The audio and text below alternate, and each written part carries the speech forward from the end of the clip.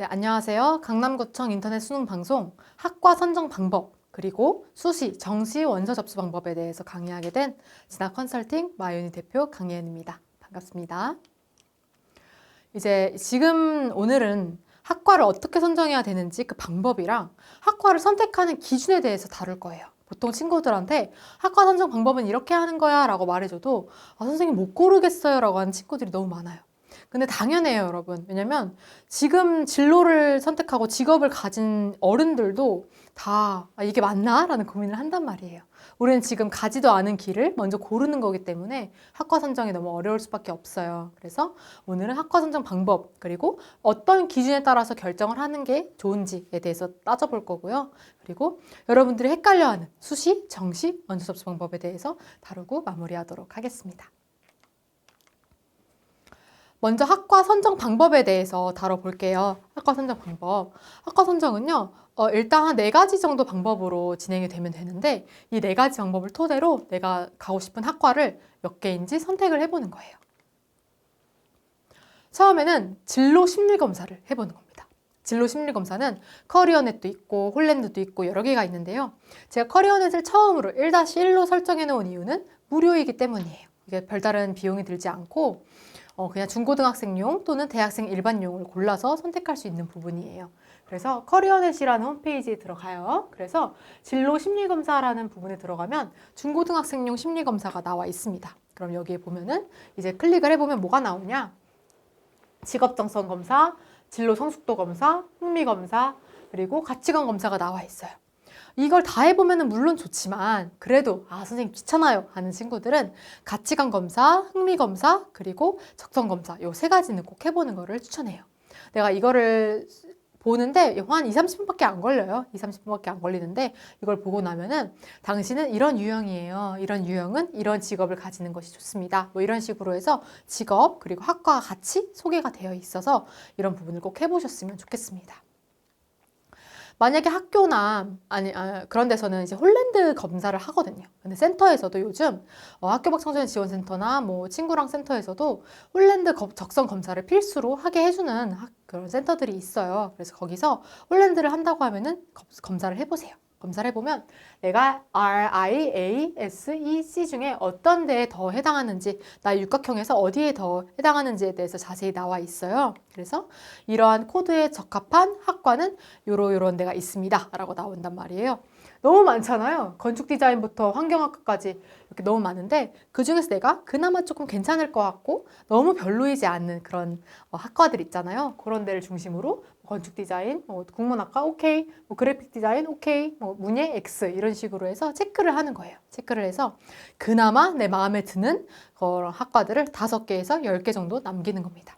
선생님 저는 다 체크했더니 30개인데요? 괜찮아요. 괜찮습니다. 그냥 내가 관심이 어디에 향해 있는지를 먼저 보는 거니까 그걸 먼저 체크를 해두면 좋다라는 부분이고요. 그럼 다음에는 대학 어디가라는 홈페이지가 있어요. 이제 대학 어디가라는 홈페이지 그냥 대학 어디가라고 치면은 홈페이지가 뜰 텐데 거기서 이제 큰 거 중에서 진로 정보 밑에 대학 학과 전형이라는 데가 있어요. 여기를 클릭하면 내가 학과를 검색해 볼 수 있는 기능이 있습니다. 그래서 예를 들어 심리, 경찰, 행정 이런 식으로 검색을 하고 어떤 지역별로 이제 대학이 개설되어 있는지를 체크하면은 예를 들어 경기 또는 서울을 체크했어요. 그러면 서울에 있는 학교들 중에서 이 학과가 개설된 대학들을 쫙 보여주게 됩니다.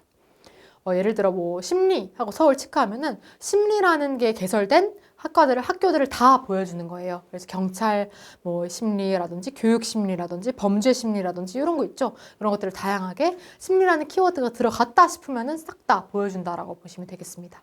이런 식으로 나와요. 심리라고 하면은 어떤 지역에서 어느 학교가 어느 학과를 개설하고 있는지가 모두 나오기 때문에 내가 이제 아까 그 키워드를 검색했다라고 하면은 여기 중에서 학과를 그리고 학교를 조금 더 분류할 수 있는 거예요.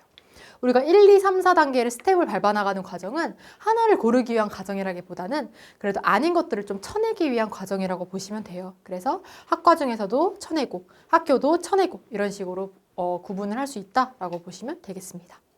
그럼 이제 우리 선택지가 좀 줄어들었어요. 많아봤자 한 10개에서 20개일 거예요. 이제 학교를 중심으로 보는데 이 학교의 커리큘럼이 나랑 안 맞을 수도 있는 부분이에요. 내가 아무리 교육 심리를 좋아한다고 해도 이 뭐 서울여자대학교의 이 커리큘럼이랑 나랑 안 맞을 수도 있다는 거죠. 그러면 이제 그 대학교 전공 안내에 들어가 봐야 된다는 거예요. 대학교 전공 안내는 그냥 땡땡 대학교 홈페이지라고 치면은 전공 안내가 나와요. 전공 안내를 보고 여기에 학과 안내 가이드북 또는 학과 안내 설명이라는 배너를 클릭하면 됩니다. 클릭을 하면은 이제 PDF 다운받거나 하면은 이런 식으로 나와요. 우리는 이러한 학과야. 우리는 이런 걸 가르쳐. 뭐 그리고 우리는 이런 친구들을 원해. 그리고 우리 학과를 졸업한 선배들은 이런 데 취업했어. 이런 식으로 해서 뭐 블루오션, 전공 과목 이런 것들을 볼 수 있게 되는 거죠. 만약에 학과 안내 가이드북에 전공 과목이 안 나와 있으면 학과 교육 과정을 들어가 보세요. 교육 과정에 들어가면은 1학년, 2학년, 3학년 때 어떤 과목을 배우는지가 자세히 나온단 말이에요. 그래서 이걸 보고 내가 좀 관심 있는 과목들인지 이건 안 되겠는지 이런 것들을 체크를 할 수 있다라는 부분이 되겠습니다. 이해되셨죠? 마지막으로는 그 학과의 수업에 대해서도 알아야 돼요. 내가 아무리 그 교과목을 관심 있다고 해도 내가 아는 그 개념이랑 학술적 개념이 좀 다를 수 있단 말이에요. 그래서 어떤 수업을 가르치는지에 대해서 충분히 살펴봐야지만 이게 이렇게 되는구나 라고 알 수 있습니다. 그래서 여기까지 해본다 라고 했을 때 그래 이 학과 괜찮네 라고 하면은 그 학과에 지원해 본다 라고 보시면 되겠습니다. 그 학교 하나를 고르자는 게 아니라 일단 학과를 고르는 거예요. 우리가 6개, 그리고 많게는 뭐 15개씩 쓸 건데 학과를 하나만 써야 되는 건 아니란 말이에요. 그래서 학과 뭐 한 2-3개 골라서 쓸 수 있고 면접도 그에 맞춰 준비하면 되는 거기 때문에 학과 선정은 한 2-3개까지 괜찮다라고 보시면 되겠습니다. 6개를 다 다른 학과를 쓸 수도 있어요. 물론 면접 준비하기 힘들겠지만 그렇게 해서 준비한 친구들도 많습니다. 그러니까 학과를 꼭 하나만 정해야 돼. 나는 이 진로로 가야 돼. 라고 굳이 생각하지 않아도 돼요. 그냥 좀 열어놓고 편하게 내가 어디에 좀 관심이 있는지 그리고 내가 어떻게 하면 좋을지 이런 것들을 좀 생각하는데 유용하게 활용하셨으면 좋겠습니다. 여기까지 이렇게 설명을 하면 친구들이 그래도 못 고르겠어요 라고 말을 합니다. 처음에 얘기했듯이 당연해요. 당연합니다. 그래서 지금은 학과 선정 기준에 대해서 말씀드릴 거예요. 학과 선정 기준에 있어서는 뭐를 이해해야 되냐면 그 학과를 이해하는 걸로는 안 돼요. 누구를 알아야 돼요? 뭐를 알아야 돼요? 나를 알아야 돼요. 내가 갈 학교고 내가 갈 학과이기 때문에 나에 대해서 모르면은 이 학과를 정할 수가 없다라는 의미예요. 그래서 나의 진로, 나에 대한 이해가 기반으로 학과를 선정해야 된다라는 겁니다. 그래서 여러 가지 나에 대한 이해를 할 수 있는 것들은 여러 가지가 있어요. 뭐 지적 능력, 지능, 적성, 정의적 특징, 가치관, 흥미, 성격, 신체적 특징, 체력, 체격, 그리고 교육적 배경, 성적, 전공 이런 거 있을 거고 가정적 환경, 뭐 가족의 기대 뭐 이런 것들의 다양한 나에 대한 이해가 있을 텐데 그 중에서 제가 여러분들께 학과 선정에 조금 중요한 부분이 뭐냐라고 하면 5개예요. 흥미, 적성, 가치관, 강점, 성격 요 5가지라고 보면 되겠습니다. 내가 학과를 선정할 때 아무래도 모르겠어. 그러면은 내가 뭘 좋아하지? 나는 뭘 잘하지? 이런 것들에 대한 질문을 나에게 던져보라는 거예요. 학과 선정은 남이 해주는 게 아니에요. 내가 그냥 선생님 저 그냥 성적 맞춰 갈래요. 여기 중에서 제일 입결 낮은 데 갈래요. 하는 친구들은 거의 다 후회했어요. 왜냐? 너무 못 견디겠는 거예요. 내가 많게는 4년, 적게는 2년 이렇게 다녀야 되는데 그 맨날 학교에 가야 된다는 것 자체가 고통스러웠던 거예요. 그래서 여러분들이 생각을 할 때 그나마 나랑 좀 잘 맞는 학과를 선정을 하고 나에 대한 이해를 기반으로 선정을 하는 게 중요하다라는 입장에서 가져와 봤습니다. 그래서 제가 지금부터 여러분들께 흥미부터 성격까지 5가지를 설명을 드리고 이걸 어떻게 확인할 수 있는지에 대해서 설명드릴 거예요. 그래서 시간을 내서 하지 말고 절대로 쉬는 시간에 나는 뭘 좋아하지? 이런 걸 좀 생각해 보셨으면 합니다. 학과 선정 기준 첫 번째는 바로 흥미입니다. 흥미는 뭐냐? 어떤 활동에 대한 관심 그리고 어떤 특정한 활동에 참여하려는 경향성이에요. 인간의 행동을 결정하는데 너무 중요한 역할을 하는 게 바로 흥미죠. 우리가 여기서 중요하게 보는 건 뭐냐면 전공 흥미라는 거예요. 전공 흥미는 뭐예요? 특정 전공의 주요 활동을 좋아하는 정도를 말하는 게 바로 전공 흥미입니다. 그래서 흥미를 가진 학과를 선택하는 거는 내가 이 학교 생활에 대한 만족도와 너무 밀접한 관련이 있어요. 내가 학교를 가기가 너무 싫고 막 지하철 통하기 너무 힘들더라도 그 학과에 대한 흥미가 있으면 가게 되어 있는 거예요. 그래서 만족도랑 너무 직결되어 있는 부분이고 전공에 대한 보람, 즐거움, 행복감, 의미를 느끼게 하는 요인이죠. 이 전공에 있어서 노력의 방향이나 지속성, 학업 및 학과 만족도를 결정하는 요인이 바로 흥미라는 겁니다. 그럼 선생님 흥미는 어떻게 결정해요? 흥미는 어떻게 보는 거예요? 라고 했을 때 이 방법을 따르면 돼요. 선호 주제 및 관심을 파악하는 건데요. 이걸 뭐 적으면서 면접처럼 적으면서 뭐 답변 외워야 되는 거 절대 아니고 그냥 나 혼자서 생각해 보는 거예요. 뭐 휴대폰 메모장 같은데 이거 뭐지? 하면서 적어보는 건데요. 내가 뭘 원하고 내 흥미가 어디를 향해 있는지를 정리하는 거는 무척이나 중요합니다. 내가 혼자서 그냥 생각하는 거랑 한번 써보면서 정리하는 거는 이걸 가시적으로 내가 볼 수 있기 때문에 좀 많은 차이가 있습니다. 그래서 한번 살펴볼게요. 첫 번째, 말하기를 좋아하는 주제, 즐겨 읽는 책의 주제, 내가 어떤 책을 주로 읽지? 내가 관심을 가지고 집중적으로 읽는 기사나 뉴스는 뭐지? 내가 자주 가는 사이트, 자주 보는 인터넷은 뭐지? 자주 보는 텔레비전 프로그램은 뭐지? 이런 것들을 그냥 생각하고 넘어가라는 거예요. 아, 내가 뭐 예능을 좋아해. 그럼 예능이구나. 그럼 뭐 PD 쪽으로 뭐 생각해보고 이런 식으로 넓혀갈 수 있다는 거죠. 알겠죠? 그래서 책을 쓴다면 내가 어떤 주제를 다루고 싶을지, 내가 시간 가는 줄 모르고 몰입하는 일은 무엇인지, 나중에 뭐 어떤 과목이나 주제를 공부하고 싶은지 이런 것들을 가시적으로 드러내서 쓰다 보면은 어느 순간에 아, 내가 이걸 좋아하는구나 라는 것을 알 수 있습니다.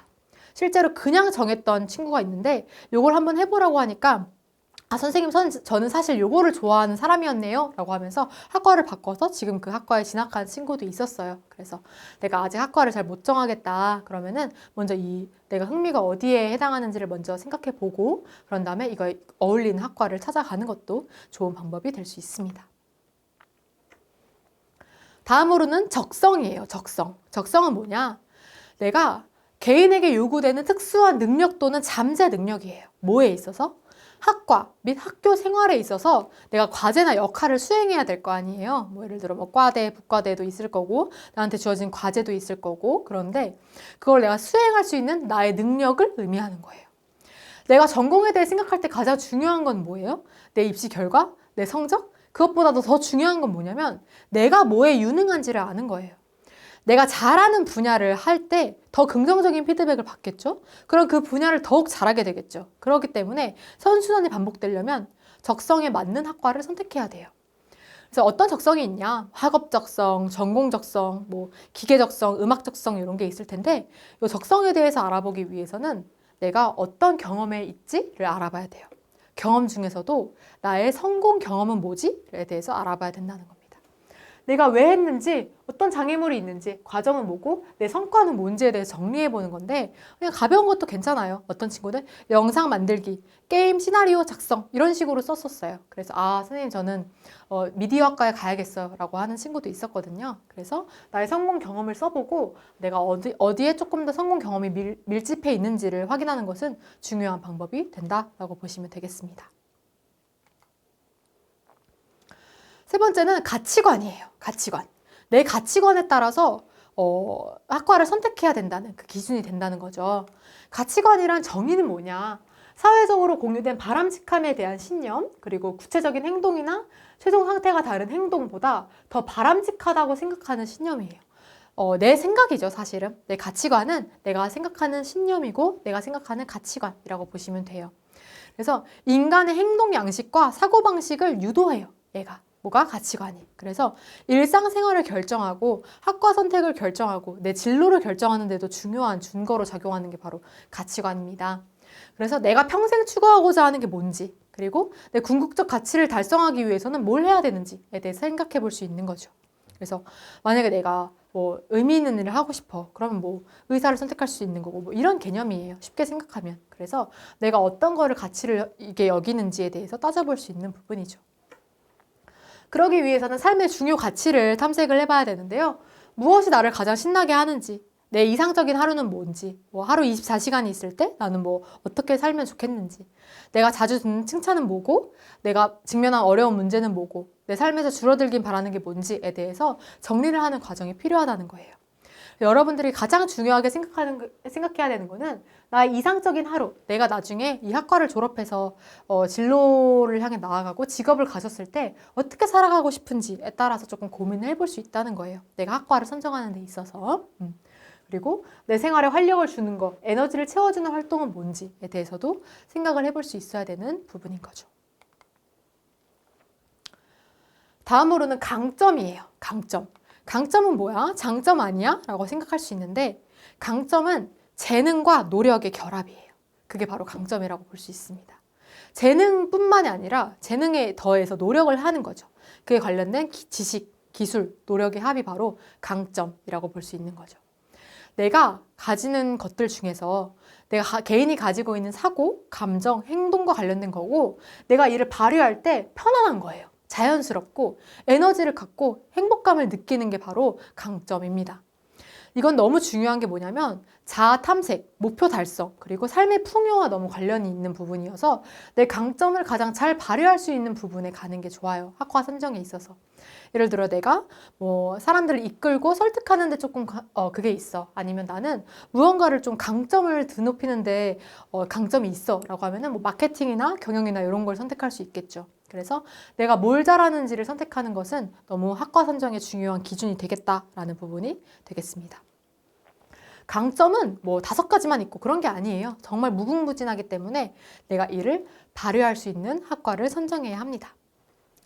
화면에 보이는 거는 클리프턴의 강점 진단인데요. 실행력, 영향력, 대인관계 구축, 전략적 사고로 나누어져 있어요. 그래서 정말 많죠. 공감, 화합, 개발, 승부, 커뮤니케이션, 신념, 공정성, 뭐 수집, 지적 사고, 배움 이런 것들처럼 정말 다양한 분야에 다양한 강점이 있어요. 그러다 보니까 내가 어디에 있는 강점이 나에게 맞는지 판단을 하고 이걸 발휘할 수 있는 학과는 뭐지?를 찾아보면서 학과를 먼저 선택하고 나를 보는 게 아니라 나를 먼저 알고 학과를 선택하는 것이 여러분들이 만족스럽게 대학에 다닐 수 있는 방법이다라고 보시면 되겠습니다.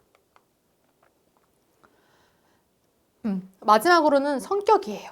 학과 선정 기준에 있어서 중요한 거는 바로 성격이다 라고 보시면 되겠습니다.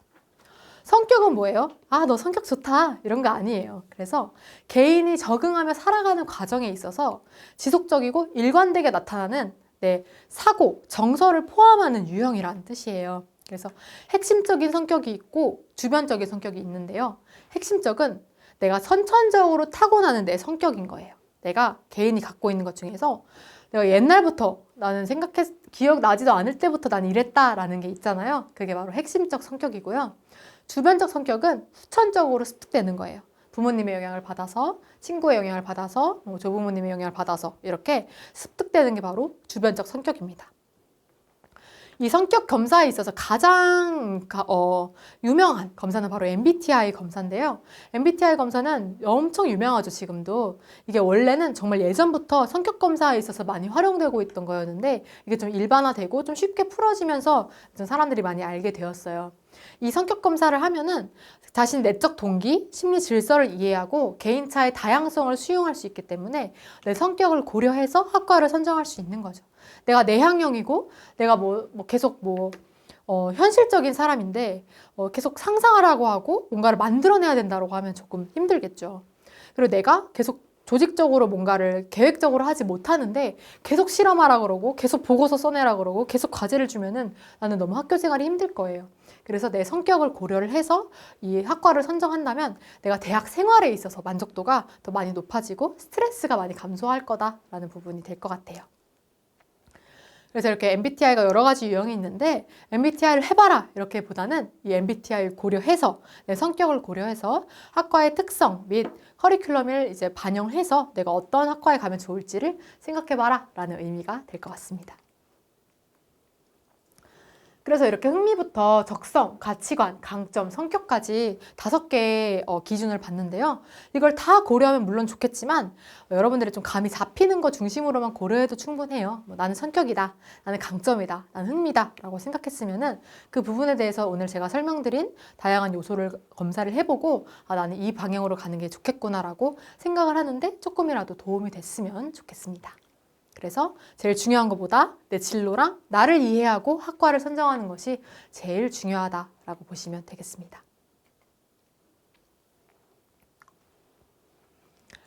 네, 그럼 다음으로는 수시 및 수능 원서 접수 방법에 대해서 다룰 거예요. 우리는 수능을 먼저 접수하게 될 거고요. 그런 다음에 수시 접수를 할 거예요. 그래서 수능 먼저 설명을 하고 수시를 설명하고 이 수시에 있어서 수능에 있어서 내 정보를 제출해야 되거든요. 내 성적을 제출해야 되기 때문에 그 부분까지 설명드리고 마치도록 하겠습니다. 먼저 수능이에요. 수능은 11월에 보잖아요. 그래서 12월에 원서 접수하면 되겠네 라고 할 수 있겠는데 생각보다 빨리 해요. 8월에 시작합니다. 8월에. 그래서 올해는 일단 8월 24일부터 9월 8일까지 이렇게 진행이 됐는데요. 내년도 수능, 그러니까 2025년 대입 수능은 2024년 11월 14일에 예정되어 있어요. 그러면은 올해는 이미 끝났죠. 내년도 한 8월 말쯤에 이게 열리게 될 거다라고 보면 될 것 같습니다. 그래서 8월 24일부터 9월 8일까지 올해는 진행이 됐고 상기 기간 중에서 토요일이나 법정 공휴일은 제외가 돼요. 수시는 온라인으로 접수를 하는데요, 여러분. 수능은 직접 가서 오프라인으로 접수를 해야 돼요. 이 부분이 좀 다릅니다. 그래서 내가 어디를 가야 되냐?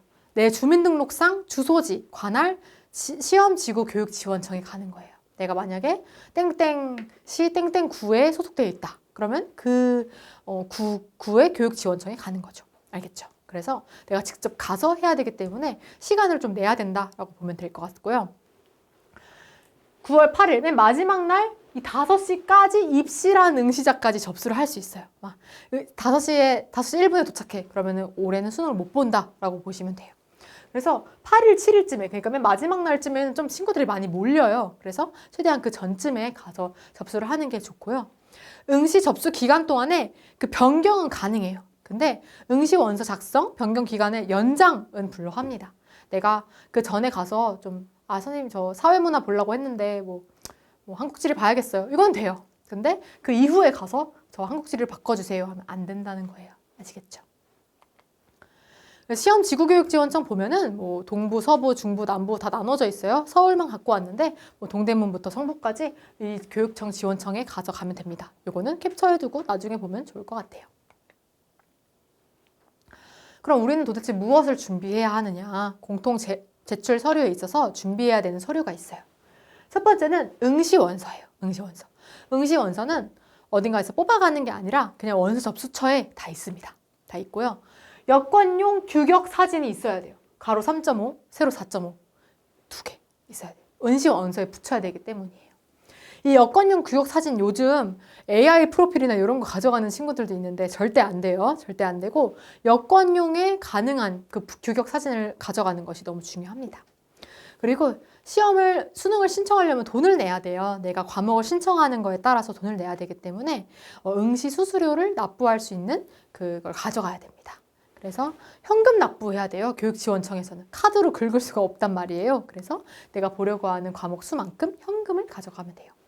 만약에 내가 4과목 본다, 3과목 본다, 1개만 볼 거예요. 그러면은 이 정도 금액을 내면 되고요. 5과목 본다 하면 42,000원, 6과목 본다 하면 47,000원 정도를 준비해서 가면 됩니다. 그래서 한 5만 원 정도 내야 되는구나 라고 생각을 하고 현금을 꼭 가져가셔야 된다라고 보시면 되겠습니다. 다음은 신분증이 필요해요. 신분증. 내가 누군지는 알아야 될 거 아니에요. 그래서 신분증을 가져가셔야 되고 우리는 검정고시를 받기 때문에 검정고시 합격증 사본 또는 검정고시 합격 증명서를 반드시 가지고 가야 돼요. 언제부터 발급된 거야 되냐? 이제 내년도 수능을 준비하는 친구들은 2023년 8월 이후 발급이어야겠죠. 그래서 한 1년 전 거를 이제 발급을 해서 가서 가장 최근에 본 합격 증명서를 가지고 가는 게 좋습니다.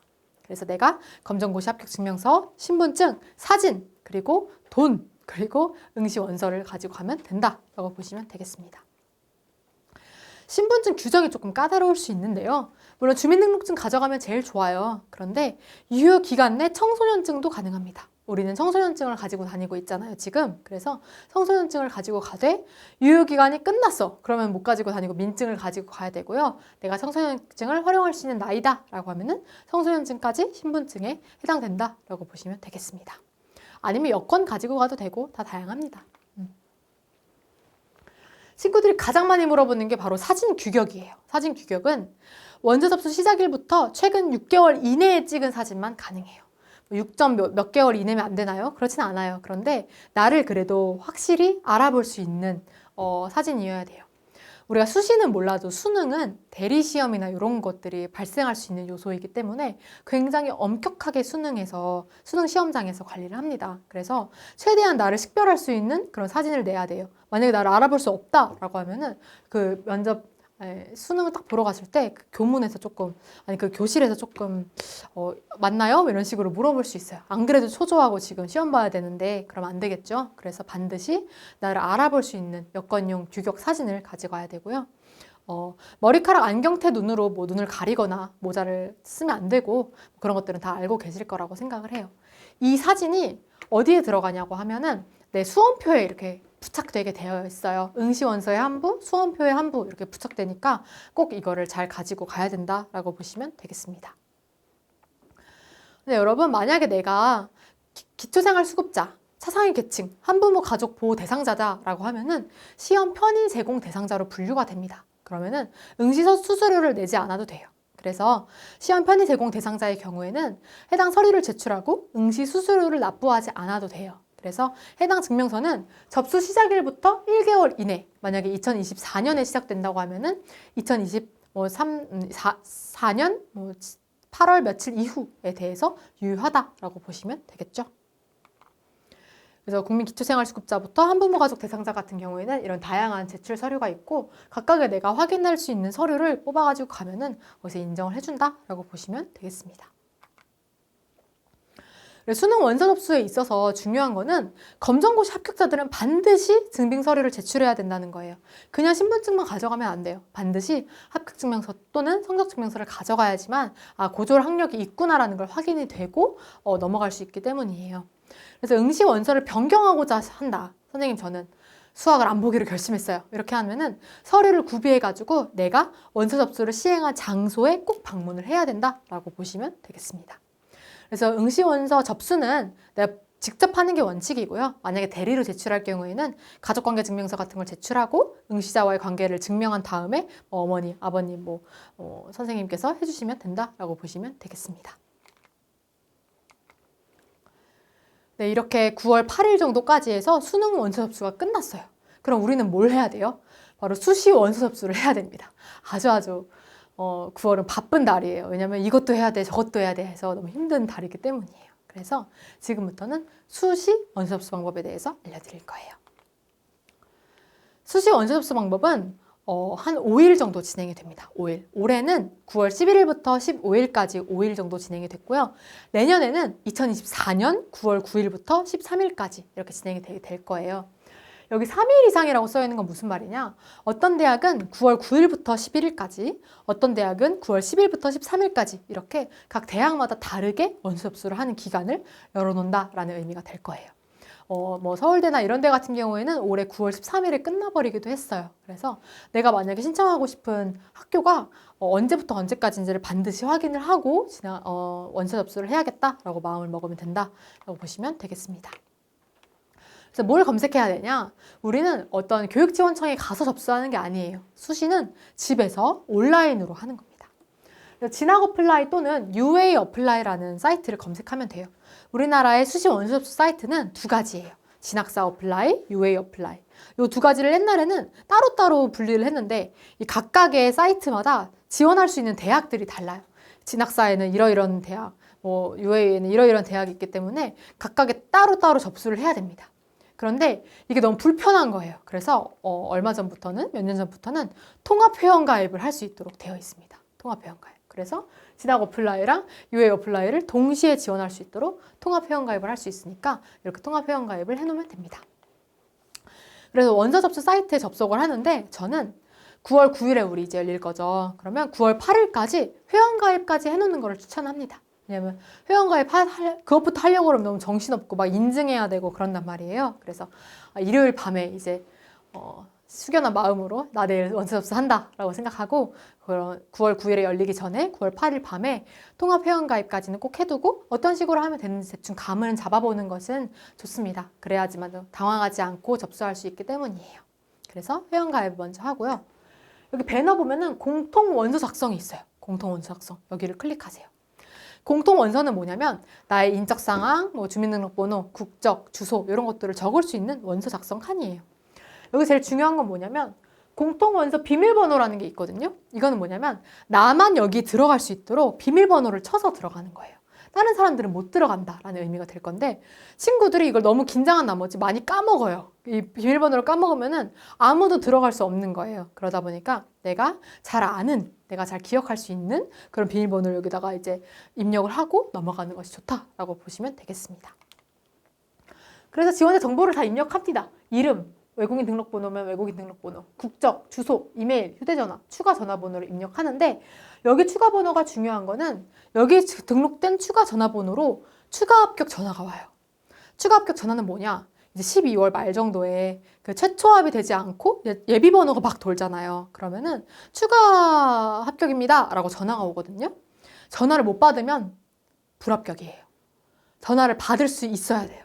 12월 그때부터 오늘부터 추가 합격 기간입니다 라는 걸 이제 알려주면은 여기에 써놓은 전화번호는 다 이제 핸드폰을 다 들고 있어야 돼요.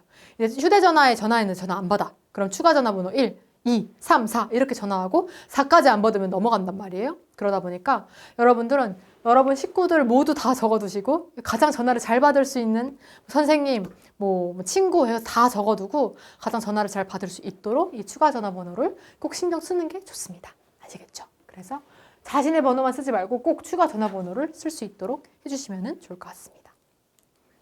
그래서 보통 친구들은 꿈드림 번호를 쳐놓더라고요. 꿈드림 번호를 쳐놓으면 어떻게든 받으니까 어떻게든 받으니까 꼭 써놓는 경우가 있어서 그것도 좋은 방법인 것 같다라고 보시면 되겠습니다. 여기서 제일 중요한 거는 여러분들이 좀 많이 헷갈려하는 부분이 뭐냐면 나의 학교 정보를 어떻게 치느냐예요. 우리는 고등학교 졸업 예정이나 조기 졸업 예정도 아니기 때문에 검정고시 합격 요거를 치는데 내가 언제 합격했는지를 쓰는 거예요.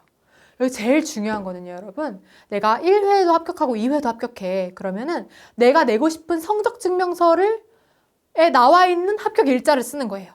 아시겠죠? 내가 이 학교에는 1회차를 낼 수도 있고 저 학교에는 2회차를 낼 수도 있잖아요. 그러면 이 학교에는 1회로 쓰고 저 학교에는 2회로 써야 된다는 뜻이에요. 나중에 이거를 만약에 판명이 안 되고 좀 날짜가 안 맞는다라고 하면 전화 와요. 다시 내라고. 이해됐죠? 그래서 학교에 전화 와서 다시 내는 일이 없도록 여기 반드시 내가 내고 싶은 성적 증명서에 나온 기재된 날짜를 써야 된다라고 보시면 되겠고요. 나중에 말씀드리겠지만 내가 2024년도에 이제 접수를 할 거잖아요. 2024년 2회차를 봤어. 그러면은 직접 제출해야 돼요. 내가 2024년 2회차 8월에 봤다라고 하면 직접 제출해야 되고 그 전에 봤다라고 하면은 온라인 제공 동의를 할 수 있어요. 온라인 제공 동의는 뭐냐? 내가 내 성적을 온라인으로 학교에 제출해 주는 거고 오프라인은 직접 제출은 내가 우편으로 직접 보내주는 거예요. 우리가 9월에 원서 접수를 하게 되는데 우리의 성적은 8월에 시험을 보고 9월 1일이나 8월 말쯤에 성적이 나오잖아요. 그러면은 대학에서는 우리의 성적을 가져갈 수 있는 방법이 없어요. 8월에 보면. 그래서 마지막 회차에 본 친구들은 직접 제출을 해줘야 되는 거고 그 전에 본 친구들은 온라인 제공 동의를 해줘야 되는 겁니다. 온라인 제공 동의 어떻게 해요? 제가 이거 끝나고 다시 설명해 드릴 거예요. 알겠죠? 그래서 반드시 이걸 구분해서 해야 되고 온라인 제공 동의를 한 친구들은 온라인 제공 동의 확인 번호를 입력해 주면 되는데 이것도 마찬가지로 제가 2분만 있다가 설명드릴게요. 그런 다음에 내 원서 보관함을 가보세요. 내 원서 보관함에서 미접수 원서를 클릭하면은 내가 결제를 안 했는데 그래도 이제 접수한 것들이 나옵니다. 접수는 어떻게 해야 되나요? 여기에 땡땡 대학교라고 치면은 그 학교에 접수할 수 있어요. 그럼 원서 접수 입력하고 어떤 학과에 가고 싶은지 어떤 전형으로 갈 건지 뭐 이런 거 다 입력하면은 이렇게 접수가 된다라고 보시면 돼요. 이 과정은 별로 어렵지 않아요. 알겠죠? 그래서 이렇게 접수를 하고 작성 원서를 확인한 다음에 결제를 하는데요. 너무 중요한 부분. 결제하면 아무것도 못 바꿔요. 수정이 안 됩니다. 결제는 저는 이제 마음을 정했어요 라는 의미라고 보시면 돼요. 그래서 결제를 했다라고 하면은 절대 못 바꾼다라고 보시면 되고요. 결제는 이제 계좌이체도 되고 신용카드도 되고 지납 캐시라고 해서 충전해서 결제하는 것도 돼요. 다 가능합니다. 그래서 결제까지 하고 나면은 이제 접수를 할 수 있다라고 보시면 되는데 내가 결제를 하면은 수험번호를 나한테 주게 돼요. 수험번호를 주면은 이게 내 수험번호구나 라고 확인을 하고 여기 우측에 보시면 출력 보이죠? 출력 보면은 발송용 봉투 표지, 입학 원서, 수험표 이렇게 있는데요. 잘 들어주세요. 2024년 8월에 본 친구들은 내 성적표를 내야 된다고 했죠. 그러면 어디서 내야 되냐? 우편을 먼저 내 성적증명서를 다 뽑아요. 다 뽑고 합격증명서랑 성적증명서를 뽑고 이 발송용 봉투 표지 있죠. 이거를 다운받아서 출력합니다. 발송용 봉투 표지는 뭐냐? 봉투 위에 붙일 수 있는 표지예요.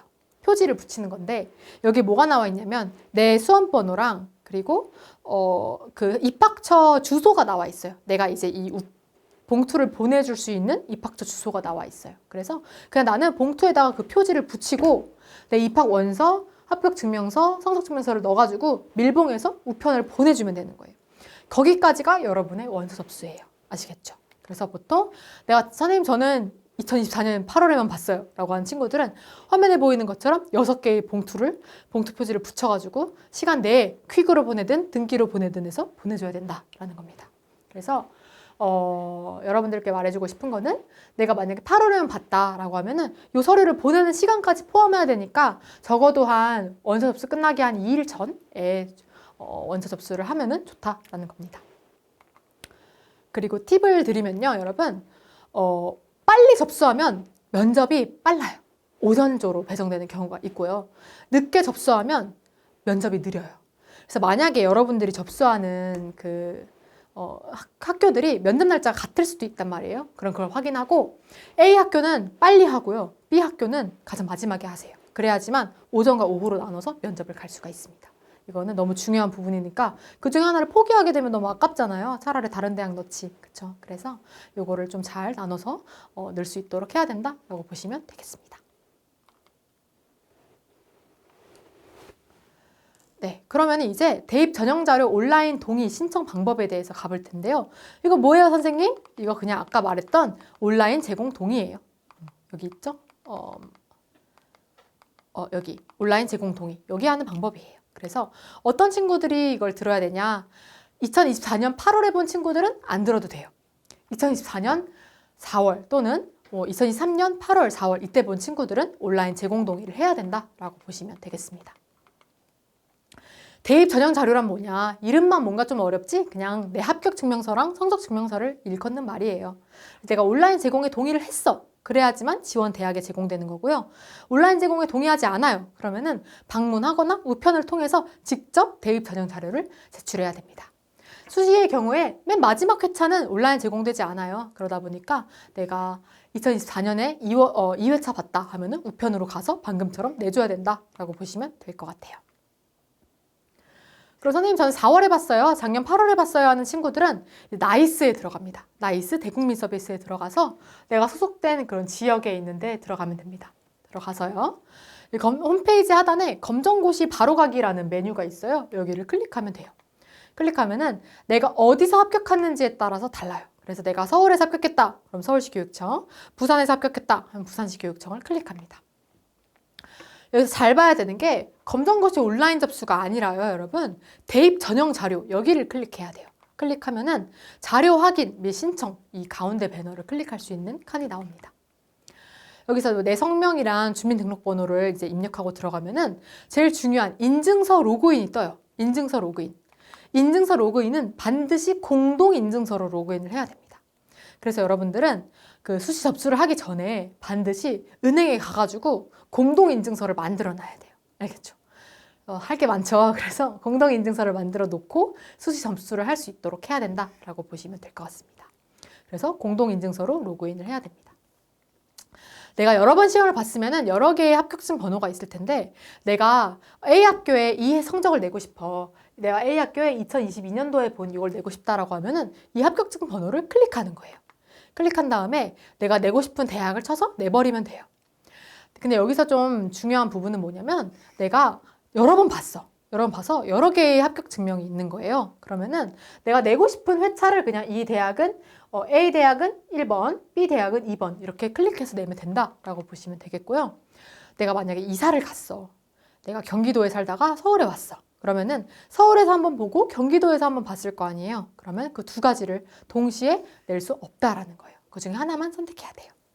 그래서 만약에 내가 가교육청에는 2회 작년에 봤고 나교육청에는 올해 봤어요. 그러면 그 중에서 나만 보고 싶어, 나만 내고 싶어. 그러면 그냥 나교육청에만 지원을 해가지고 들어가가지고 내면 되는 건데 가와 나의 둘 다 봤는데 둘 다 다르게 내고 싶다라고 하면 조금 고민이 되는 거예요.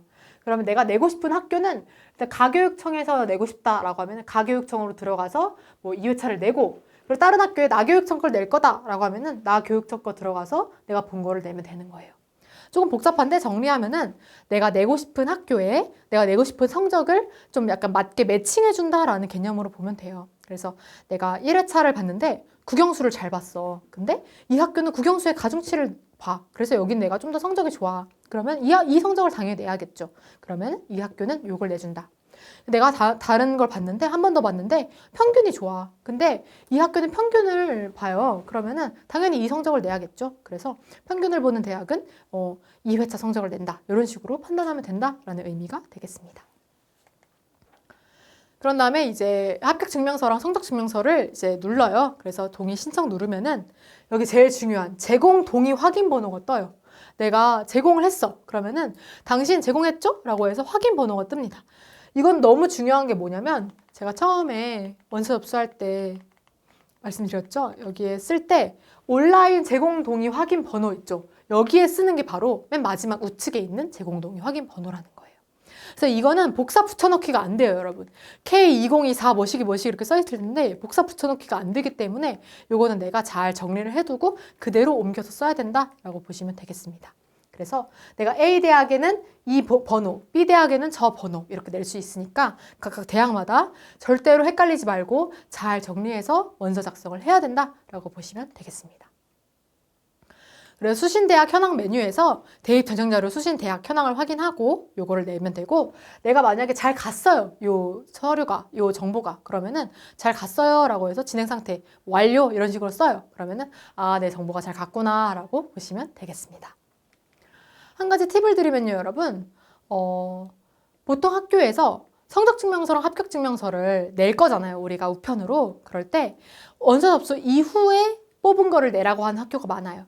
내가 원서 접수를 9월 11일에 했다 치면은 그 접수날 이후에 합격증명서를 뽑아가지고 내라라고 하는 학교가 많은데 모집 유강에 그걸 적어 놓는 경우가 없어요. 그래서 보통 친구들이 그냥 옛날에 뽑아놓은 거 막 내고 그러거든요. 근데 여러분들은 헛걸음 2번 하지 말고 그냥 원서 접수하고 바로 행정복지센터 가면은 무인 출력기에서 출력할 수 있거든요. 그래서 출력해가지고 그 우편으로 넣어가지고 바로 보내주면은 깔끔하다라고 보시면 되겠습니다. 그래서 추천드리는 거는 접수하고 이거 무인 출력기에서 뽑아서 그 우편 제출한다, 또는 이제 온라인 제공 동의로 옛날에 해놓는다 라고 두 가지 보시면 되겠습니다. 이해되셨나요? 좀 복잡하죠? 아주 어려운 부분인데 여러분들은 이제 이 강의 차근차근 돌려보면서 해보면은 또 잘 돼요. 보통 친구들이 잘 원서 접수를 하기 때문에 좀 고민되거나 그런 부분이 있으면은 뭐 센터 선생님이나 이런 분들께 여쭤보면서 하나하나 해결해 가보면 좋다라고 보시면 되겠습니다.